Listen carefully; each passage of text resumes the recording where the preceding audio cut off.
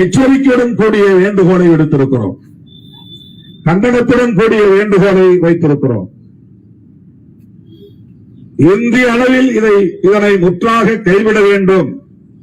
மாநில அரசுகளுக்கு இந்த அதிகாரத்தை தர வேண்டும். கடந்த காலங்களில் மருத்துவ கல்விக்கான நுழைவுத் தேர்வை மாநில அரசுகளே நடத்தி மாணவர்கள் சேர்க்கையை வெற்றிகரமாக நடத்தி இருக்கின்றன. ஆனால் அதன் பிறகு கலைஞருடைய ஆட்சி காலத்தில் தொழிற்கல்விக்கான நுழைவுத் தேர்வையும் ரத்து செய்கிற சட்டம் கொண்டு வந்தார்கள். 12ஆம் வகுப்பு மதிப்பெண்களின் அடிப்படையிலேயே மாணவர் சேர்க்கையை நடத்திக் கொள்ளலாம் என்கிற ஒரு சூழலை தமிழ்நாட்டில் திமுக அரசு உருவாக்கியது. ஆக அதனையே பின்பற்ற வேண்டும். பொதுவாக ஆட்சி பொறுப்பேற்றிருக்கிற தமிழக அரசும் அதை பின்பற்ற வேண்டும் என்கிற வேண்டுகோளை விடுதலை சிறுத்தைகள் கட்சியின் சார்பிலே நான் வைக்க கடமைப்பட்டிருக்கிறேன். தமிழ்நாட்டு மாணவர்களின் நலன் மட்டுமல்ல, இந்தியா முழுவதும் லட்சக்கணக்கான மாணவர்களின் நலன்களை கருத்தில் கொண்டு இதனை நாம் முன்னெடுக்க வேண்டும். பிற மாநிலங்களில் இதற்கான விழிப்புணர்வையும் நாம் ஏற்படுத்த வேண்டும். நீட் தேர்வுக்கான விழிப்புணர்வை பிற மாநில ஜனநாயக சக்திகளை ஒருங்கிணைத்து அணிதிரட்ட வேண்டிய தேவை இருக்கிறது. திராவிடர் கழகம் அத்தகைய முன்னெடுப்பையும் செய்ய வேண்டும். முதலில் தென்னிந்திய அளவிலாவது அத்தகைய முன்னெடுப்பை செய்ய வேண்டும்.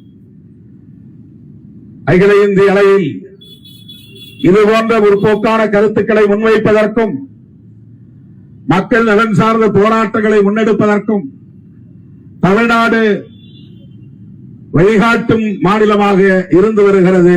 முன்னோடி மாநிலமாக இருந்து வருகிறது. அதிலும் குறிப்பாக திராவிடர் கழகம் அதற்கான பல முன்னெடுப்புகளை எடுத்திருக்கிற வரலாறு உண்டு. ஆகவே நீட் தேர்வை இந்திய அளவில் முற்றாக கைவிட வேண்டும் என்று வலியுறுத்தக்கூடிய வகையில் தென்னிந்திய மாநிலங்களை ஒருங்கிணைப்பதற்கான முன்முயற்சியை திராவிடர் கழகம் மேற்கொள்ளுமானால் விடுதலை சிறுத்தைகள் உற்ற துணையாக இருப்போம் என்பதை இந்த நேரத்திலே சொல்லி, விலைவாசி உயர்வை, பெட்ரோல் டீசல் விலைவாசி உயர்வை இந்திய ஒன்றிய அரசு நிபந்தனையற்ற முறையில் உடனடியாக திரும்பப் பெற வேண்டும் எனவும் இந்த சந்தர்ப்பத்தை பயன்படுத்தி வேண்டுகோள் விடுத்து வாய்ப்புக்கு நன்றி கூறி முடிக்கிறேன். நன்றி, வணக்கம்.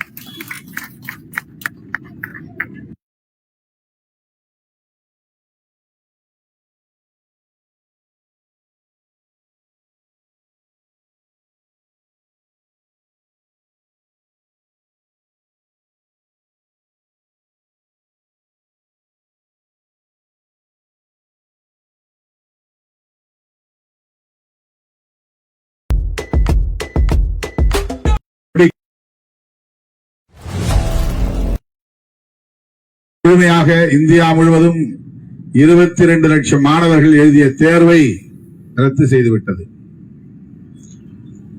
ஒரு சில மாநிலங்களில் ஒரு சில குழுவை சார்ந்தவர்கள் வினாத்தாள்களை பெற்று தேர்வை எழுதியிருக்கிறார்கள் என்பதற்காக 22 லட்சம் மாணவர்களையும் பழிவாங்குகிற வகையிலே, தண்டிக்கிற வகையிலே தேர்வை ரத்து செய்துவிட்டார்கள். இப்போது மீண்டும் தேர்வு எழுதுவதற்கான தேதியை அறிவித்திருக்கிறார்கள். ஜூன் 21ஆம் தேதி என்று கருதுகிறேன்.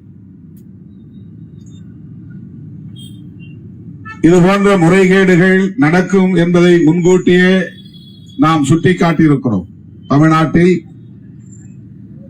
அடுக்கடுக்கான பல போராட்டங்களை நாம் நடத்தியிருக்கிறோம்.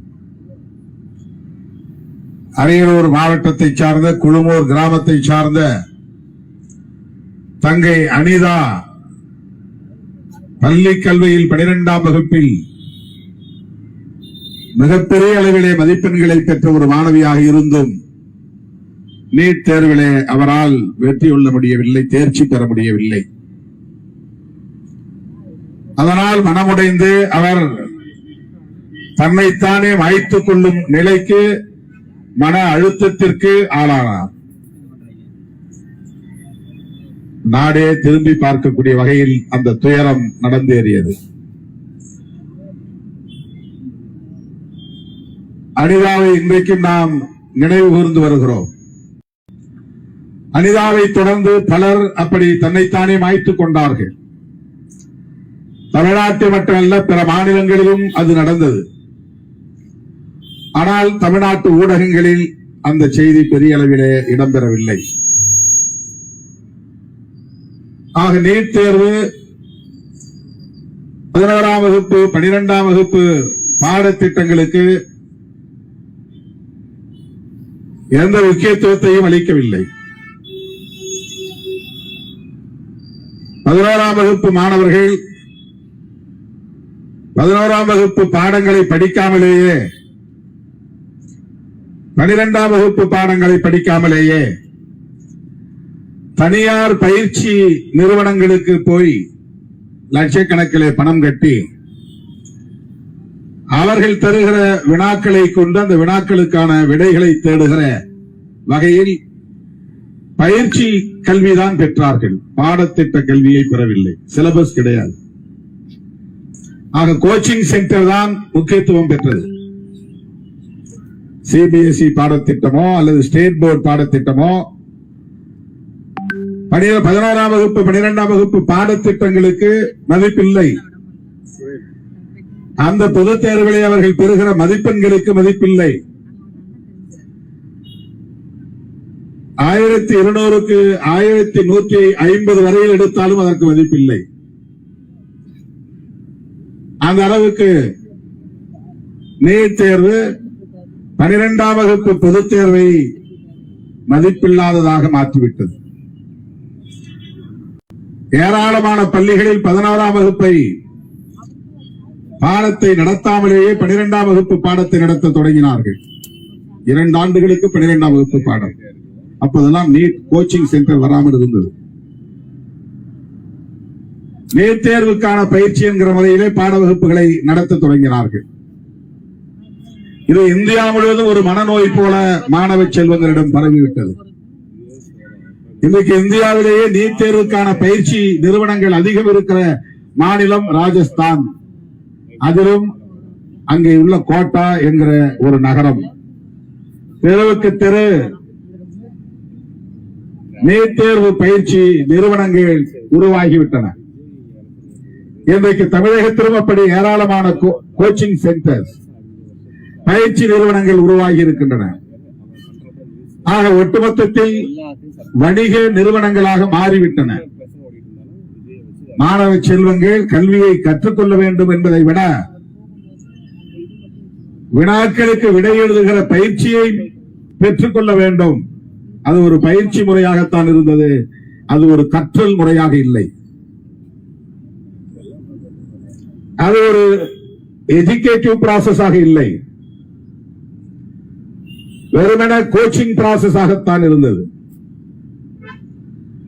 அப்படி இந்தியா முழுவதும் மருத்துவ கல்வி உள்ளிட்ட எம்பிபிஎஸ் உள்ளிட்ட இளநிலை மருத்துவ படிப்புகளுக்கு பயிற்சி நிறுவனங்களை நாடினால் போதும், வசதி உள்ளவர்களால் மட்டும்தான் முடியும் என்கிற நிலைக்கு மாற்றிவிட்டார்கள். இது ஒரு பாதிப்பு. இந்த நீட் தேர்வை எதற்காக கொண்டு வந்தார்கள் என்று கேட்டபோது, தனியார் மருத்துவ கல்வி நிறுவனங்கள் எல்லாம் மாணவர்களிடத்திலே டொனேஷன் என்கிற பெயரால் கோடிக்கணக்கிலே வசூலிக்கிறார்கள், இதை தடுப்பதற்காகத்தான் செய்கிறோம் என்று சொன்னார்கள். ஆனால் இன்றைக்கு என்ன நிலை என்றால், தனியார் மருத்துவ கல்வி நிறுவனங்களுக்கான கட்டணத்தை சட்டப்பூர்வமாக ஆக்கி அதே அளவுக்கான தொகையை டொனேஷன் செலுத்தினால் எவ்வளவு வருமோ அதே அளவுக்கான தொகையை கட்டணமாக வசூலிக்கிற நிலையை உருவாக்கி இருக்கிறார்கள். நீட் தேர்வின் மூலம் எளிய மக்கள் கல்வி பெற முடியுமா என்றால் இல்லை. தேர்ச்சி பெற்றாலும் கூட அவர்கள் அரசு நிர்ணயிக்கிற கட்டணத்தை செலுத்த முடியாத அளவுக்கு தனியார் கல்வி நிறுவனங்களுக்கு கட்டண வரையறையை முடிவு செய்திருக்கிறார்கள். ஆகவே இந்த நீட் தேர்வால் தனியார் கல்வி நிறுவனங்களின் கொள்ளையை தடுக்க முடியவில்லை என்பதுதான் யதார்த்தமான உண்மை. அரசு கல்வி நிறுவனங்களில் மிக குறைந்த கட்டணம், அது மிகவும் உயர்ந்த தரத்தை, அதாவது டாப் ரேங்க், அந்த அளவுக்கான இடத்துக்கு வருகிற மாணவர்களால் முடியும். அது கோச்சிங் சென்டரிலே படிக்கிற மாணவர்களால் தான் முடியும். அதுவும் இதுபோல வினாத்தாள்களை லட்சக்கணக்கிலே கொடுத்து வினாத்தாள்களை தேர்வுக்கு முன்னரே வாங்கி படிக்கிறவர்களால் தான் முடியும். இப்படி ஒரு நிலையை ஏற்படுத்தியது நீட் தேர்வு முகமை. நேஷனல் டெஸ்டிங் ஏஜென்சி மூலமாக இந்திய அரசு இந்த ஒரு சூழலை உருவாக்கியது. இங்கே நம்முடைய ஆசிரியர் உள்ளிட்ட தலைவர்கள் வலியுறுத்தி இருக்கிற முக்கியமான கருத்து, கல்வி அதிகாரம் தொடர்பாக அரசமைப்பு சட்டம் என்ன வரையறையை தந்திருக்கின்றனவோ வரையறைகளை, அந்த வரையறைகளை மீறுகிற வகையில் இந்திய ஒன்றிய அரசு தான் தோன்றித்தனமாக மாநில அதிகாரங்களில் தலையீடு செய்கிறது. அதனால் இது அன்கான்ஸ்டிடியூஷனல் என்பதை இங்கே எடுத்துரைத்தார்கள். அரசமைப்பு சட்டத்திற்கே எதிரானது. இந்திய ஒன்றிய அரசுக்கான அதிகாரங்கள், மாநில அரசுகளுக்கான அதிகாரங்கள், ஒன்றிய அரசும் மாநில அரசுகளும் இணைந்து ஒத்திசைந்து முடிவெடுக்கக்கூடிய அதிகாரங்கள் என்று state list, union list, concurrent list என்று அதிகாரங்களை அரசமைப்பு சட்டம் வகைப்படுத்தி இருக்கிறது. இந்திய ஒன்றிய அரசுக்கான அதிகாரங்கள் எந்தெந்த துறைகளில் உள்ளன என்பது வரையறுக்கப்பட்டிருக்கிறது. அதுவே மாநில அரசுகள் தலையீடு செய்ய முடியாது. மாநில அரசுகளுக்கான அதிகாரங்கள் என்னென்ன, எந்தெந்த துறைகளை சார்ந்த அதிகாரங்கள், இவையும் வரையறுக்கப்பட்டு விட்டன. இந்திய ஒன்றிய அரசு அந்த அதிகார பட்டியலுக்குள் தலையீடு செய்யக்கூடாது. கன்கரண்ட் லிஸ்ட், இரு அரசுகளும், ஒன்றிய அரசு மாநில அரசு, இதை கலந்து பேசி ஒரு ஒத்திசைவுக்கு வர வேண்டும். அதுதான் கன்கரன்ஸ். இரண்டு பேரும் சேர்ந்து முடிவெடுத்தல். நான் என் படைப்பாளியின் சிந்தனையை பார்க்கிறேன், என் பயணீட்டாளர்களின் தேவைகள், என் மஷின்களின் சக்தி, என் பார்ட்னர்களின் பொறுப்புகளை பார்க்கிறேன். அதனாலதான் எல்லாரையும் கவனிக்கிறேன், முழு மூச்சுடன், நிறுத்தாமல். நான் தான் HP Future X. அரசமைப்பு சட்டத்தில் வரையறுக்கப்பட்டிருக்கின்றன. கல்வி அதிகாரம் என்பது முழுக்க முழுக்க மாநில அரசின் கட்டுப்பாட்டில் இருக்கிறது. மாநில அரசின் கல்வி அதிகாரம் முழுமையாக இந்தியா முழுவதும் 22 லட்சம் மாணவர்கள் எழுதிய தேர்வை ரத்து செய்துவிட்டது. ஒரு சில மாநிலங்களில் ஒரு சில குழுவை சார்ந்தவர்கள் வினாத்தாள்களை பெற்று தேர்வை எழுதியிருக்கிறார்கள் என்பதற்காக 22 லட்சம் மாணவர்களையும்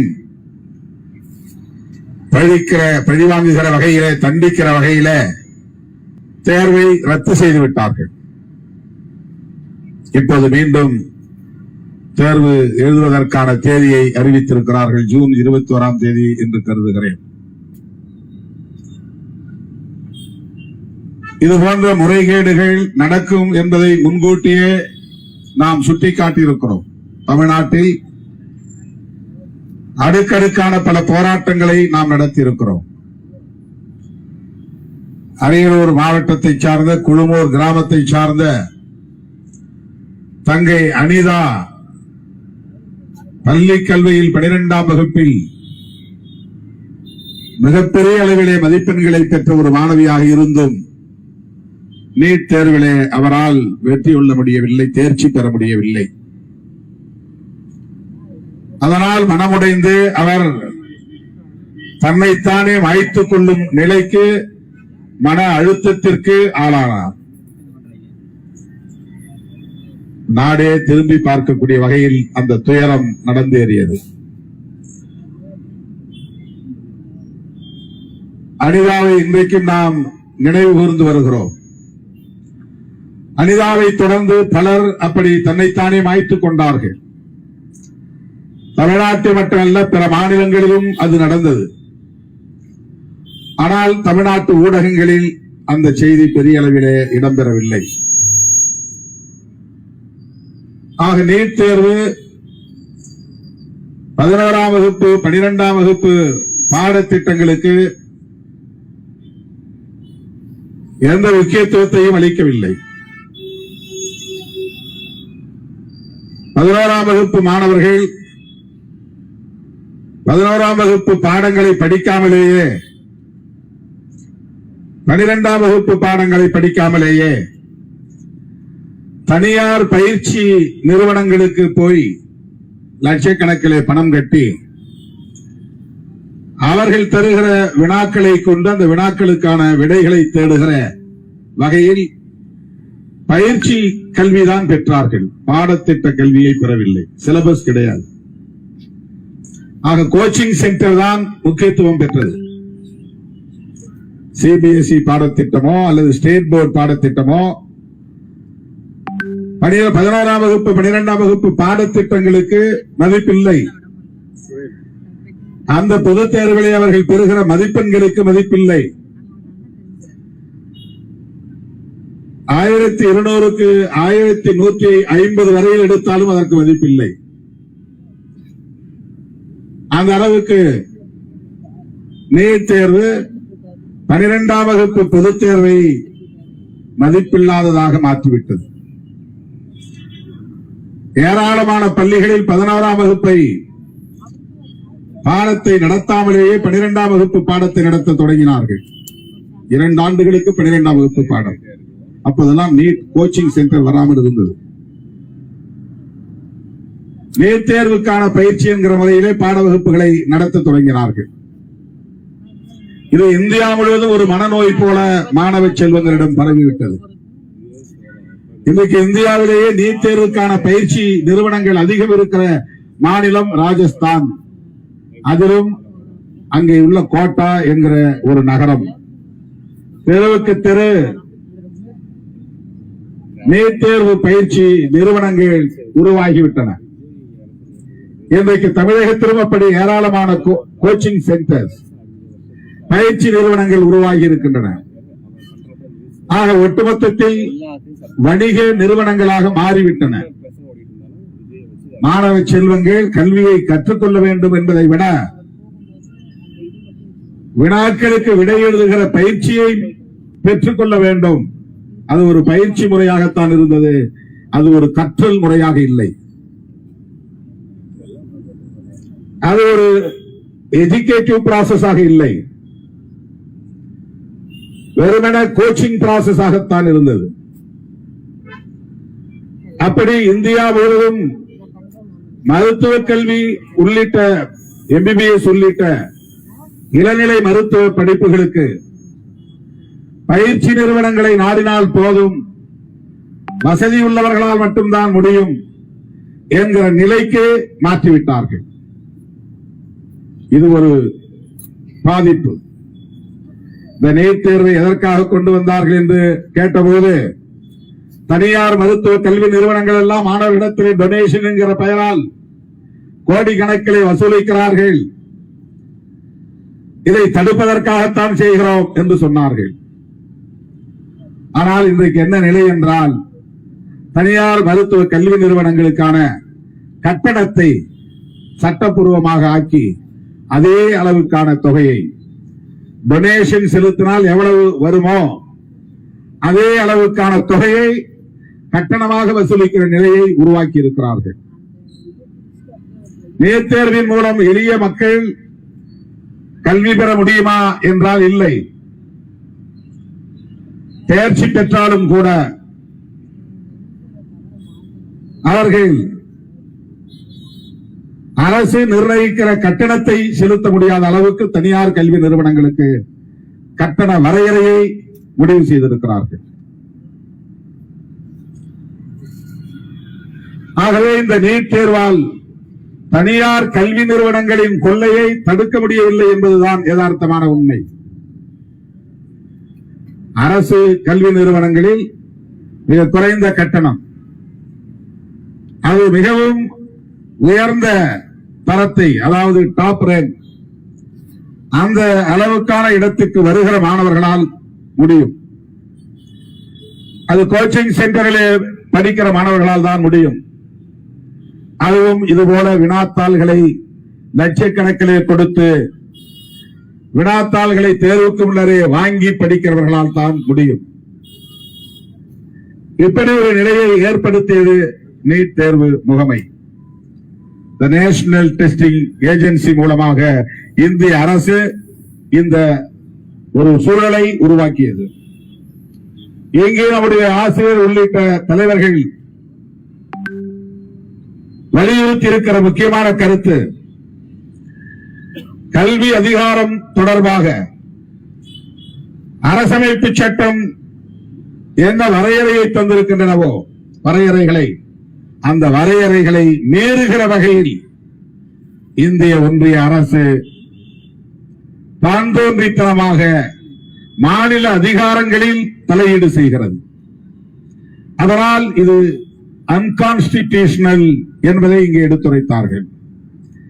அரசமைப்பு சட்டத்திற்கே எதிரானது. இந்திய ஒன்றிய அரசுக்கான அதிகாரங்கள், மாநில அரசுகளுக்கான அதிகாரங்கள், ஒன்றிய அரசும் மாநில அரசுகளும் இணைந்து ஒத்திசைந்து முடிவெடுக்கக்கூடிய அதிகாரங்கள் என்று state list, union list, concurrent list என்று அதிகாரங்களை அரசமைப்பு சட்டம் வகைப்படுத்தி இருக்கிறது. இந்திய ஒன்றிய அரசுக்கான அதிகாரங்கள் எந்தெந்த துறைகளில் உள்ளன என்பது வரையறுக்கப்பட்டிருக்கிறது. அதுவே மாநில அரசுகள் தலையீடு செய்ய முடியாது. மாநில அரசுகளுக்கான அதிகாரங்கள் என்னென்ன, எந்தெந்த துறைகளை சார்ந்த அதிகாரங்கள், இவையும் வரையறுக்கப்பட்டு விட்டன. இந்திய ஒன்றிய அரசு அந்த அதிகார பட்டியலுக்குள் தலையீடு செய்யக்கூடாது. கன்கரண்ட் லிஸ்ட், இரு அரசுகளும், ஒன்றிய அரசு மாநில அரசு, இதை கலந்து பேசி ஒரு ஒத்திசைவுக்கு வர வேண்டும். அதுதான் கன்கரன்ஸ். இரண்டு பேரும் சேர்ந்து முடிவெடுத்தல், கலந்தாய்வு செய்து முடிவெடுத்தல், ஒருவருக்கொருவர் கருத்துக்களை பகிர்ந்து கொண்டு உடன்பட்ட நிலையில் எடுக்கிற முடிவு. அதற்கான அதிகாரங்கள் எவை எவை, எந்தெந்த துறைகளை சார்ந்த அதிகாரங்கள் என்பதையும் அரசமைப்பு சட்டத்தில் வரையறுக்கப்பட்டிருக்கின்றன. கல்வி அதிகாரம் என்பது முழுக்க முழுக்க மாநில அரசின் கட்டுப்பாட்டில் இருக்கிறது. மாநில அரசின் கல்வி அதிகாரம் மத்திய அரசு தேவையில்லாமல் தலையீடு செய்யக்கூடாது. பல்கலைக்கழகங்களில் யுஜிசி, அது இந்திய ஒன்றிய அரசின் கட்டுப்பாட்டில் இருக்கின்றது ஒரு நிறுவனம். அந்த அளவில் அவர்கள் தலையீடு செய்ய முடியும். ஆனால் மாநில அரசின் ஒப்புதலின்றி தலையீடு செய்ய முடியாது.